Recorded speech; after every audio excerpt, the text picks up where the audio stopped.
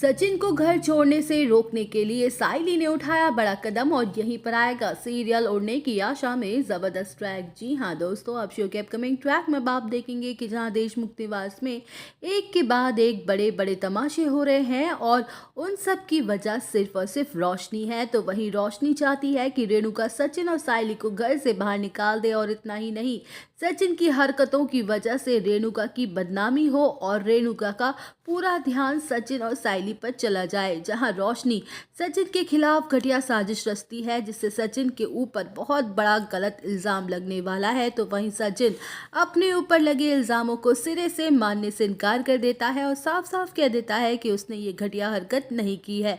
जहां रेणुका सचिन की बातों पर रत्ती भर भी भरोसा नहीं करती और काफी सारी खरी खोटी बातें सुनाती है। वेल, अब शो के अपकमिंग ट्रैक में आप देखेंगे कि जहां साइली सचिन को सपोर्ट करती है और रेणुका को समझाने की लाख कोशिश करती है और कहते हुए नजर आने वाली है कि सचिन कभी इतनी घटिया हरकत नहीं कर सकते हैं।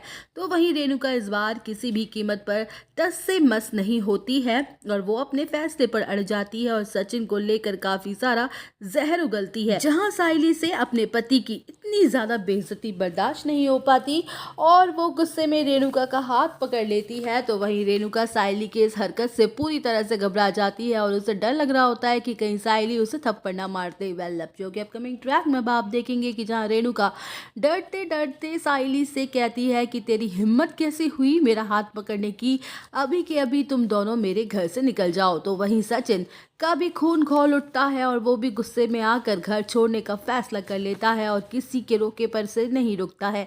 जहां रोशनी अपने मन ही मन काफ़ी ज़्यादा खुश होती है और उसे ऐसा लगता है कि अब उसकी सारी प्रॉब्लम सॉल्व हो गई है।